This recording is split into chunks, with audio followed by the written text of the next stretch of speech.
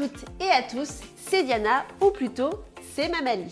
Je suis spécialiste de la cuisine d'Asie du Sud-Est et aujourd'hui avec Picard, on vous propose de réaliser un plat typique de la street food chinoise, les fameux bao. Alors il s'agit tout simplement de brioches chinoises super moelleuses qu'on peut garnir soit d'une farce salée ou soit d'une farce sucrée. Alors dans cette vidéo, je vais vous montrer comment réaliser la pâte à bao et surtout, je vais vous montrer le pliage des bao et vous allez voir qu'avec quelques petites astuces et conseils, vous allez y arriver. Pour la pâte à bao à l'épicerie, vous aurez besoin de 500 g de farine de blé, 50 g de sucre blanc, 200 ml d'eau tiède, une cuillère à café de levure chimique et 8 g de levure sèche déshydratée. Avec cette recette, on peut faire 15 bao. Pour les farces, j'ai créé 3 recettes avec les produits Picard. Une farce au porc effiloché, le fameux pulled pork, une farce au bœuf et oignon et une farce sucrée avec une ganache fruits rouges.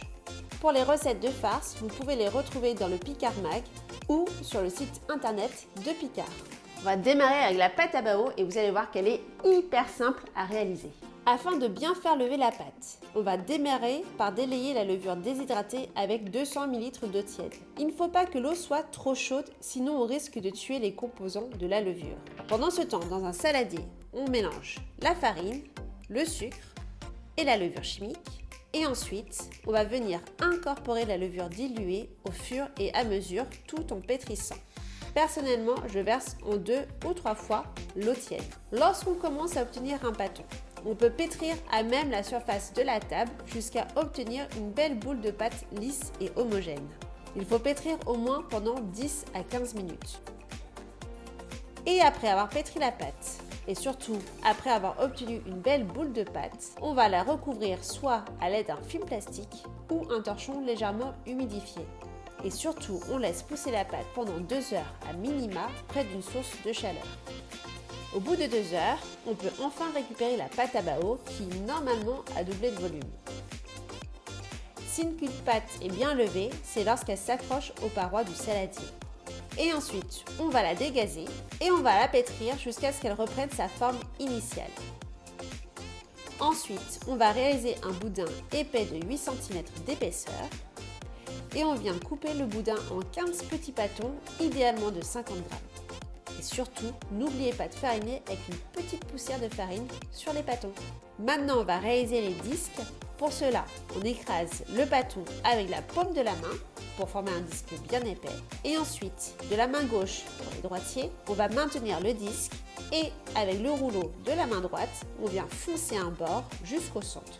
Ensuite, on tourne d'un quart, on fonce.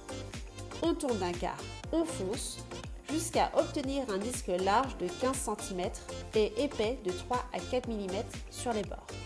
Au centre, normalement, vous devez obtenir une petite bosse car le centre doit être légèrement plus épais que les bords afin de pouvoir soutenir la farce. Place à la confection des bao. De la main gauche, toujours pour les droitiers, on maintient le disque. Et ensuite, on va déposer une cuillère à soupe de farce, environ 40 g de farce, au centre. On tasse bien la farce et on va placer le pouce gauche sur la farce et on maintient de la main droite le bord droit et on va faire un premier pli en passant le bord entre le pouce et l'index. Maintenant, le pouce gauche qui se trouve à l'intérieur de la brioche va aider à préformer les plis de l'intérieur et on va récupérer le pli entre le pouce et l'index. Et surtout, ne lâchez pas vos plis, maintenez toujours tous les plis entre le pouce et l'index droit. Et on fait cette même mécanique jusqu'à obtenir 15 plis. Et à la fin, on peut réaliser une petite pointe. Alors, si vous n'arrivez pas à faire les fameux 15 plis super réguliers et que vous trouvez que vos bao sont pas super beaux, pas de panique. Déjà, c'est la première fois, donc c'est normal. Et vous allez voir qu'en réalisant plusieurs bao, le geste va venir au fur et à mesure.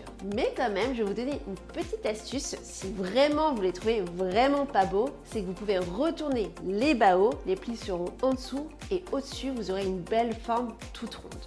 D'ailleurs, c'est comme ça qu'on réalise pour les fameuses brioches sucrées, on les retourne avec cette belle forme toute ronde au-dessus.